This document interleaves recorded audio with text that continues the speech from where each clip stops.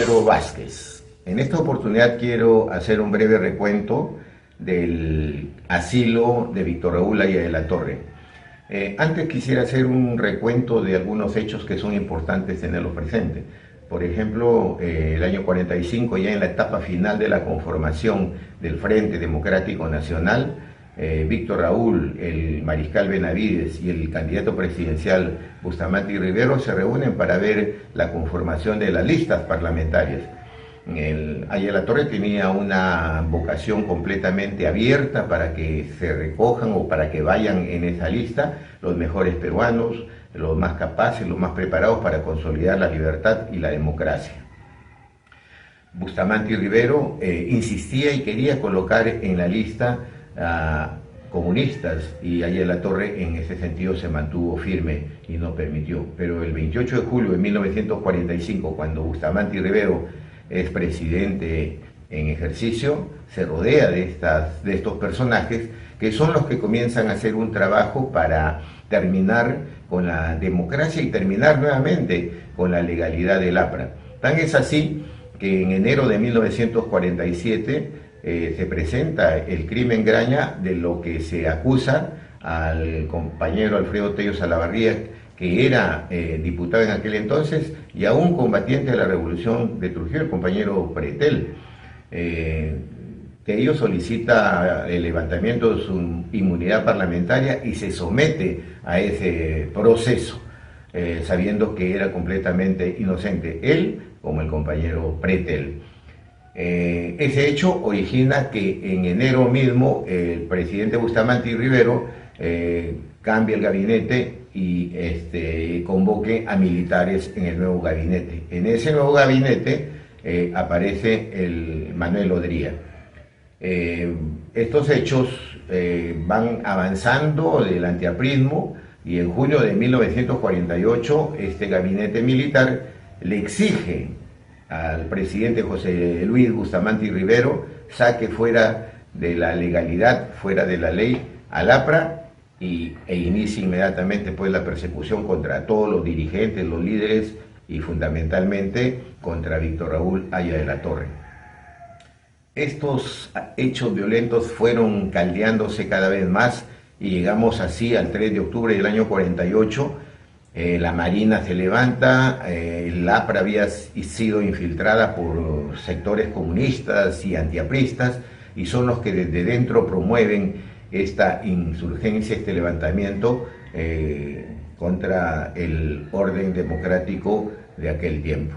Este hecho hace que Bustamante firme un decreto supremo el 4 de octubre del año 48 y saque fuera de la ley al partido. Se inicia así, con eso, la persecución oficial contra el APRA y contra Haya de la Torre. El 27 de octubre del año 1948, el general Odría se levanta en Arequipa y proclama su golpe de Estado.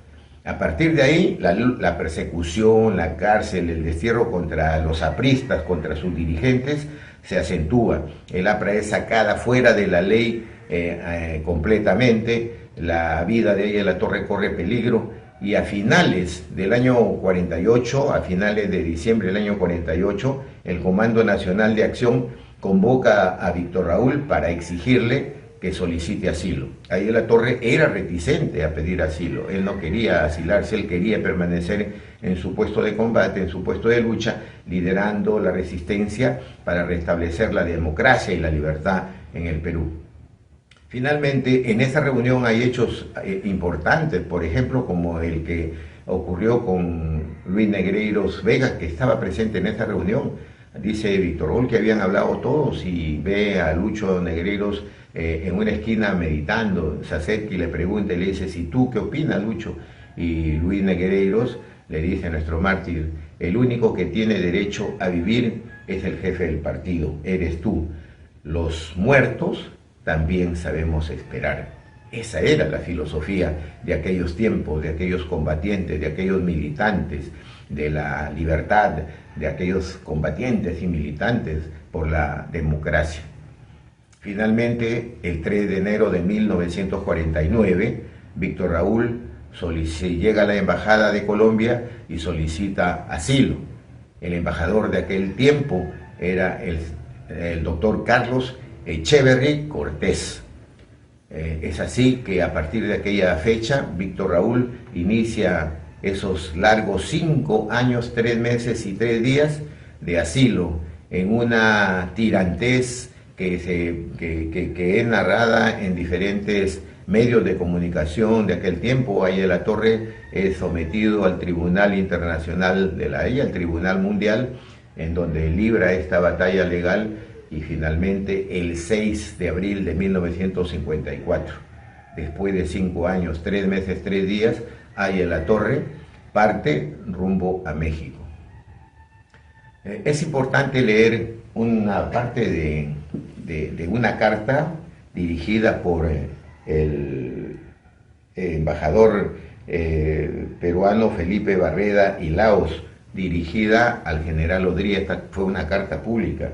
En ella le dice: el señor Aya de la Torre, a quien se quiso descalificar calumniándolo como delincuente común, ha recibido un veredicto de inmunidad, una carta limpia de culpas criminales que ningún ciudadano peruano tiene, una carta de puritanismo político que no tenemos ni usted ni yo. Esa es una carta pública y es yo creo que la expresión más contundente de lo que significó o de lo que significa esa persecución llevada a cabo por el antiaprismo, por el comunismo, por la derecha mercantilista contra Aya de la Torre y contra el APRA. Pero también vale la pena recordar otro hecho anecdótico que pinta de cuerpo entero cómo el mundo estaba involucrado en esta lucha.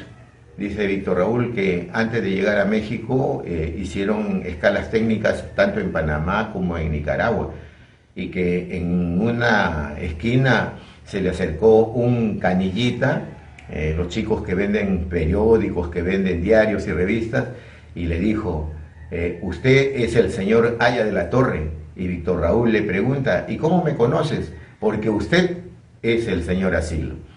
Con este resumen he querido hacerles un recuento de este hecho histórico de la vida política de nuestra patria, de nuestro continente, recordando el 3 de enero de 1949, este hecho tan importante para la libertad y para la democracia. Muchas gracias. Será hasta otra oportunidad.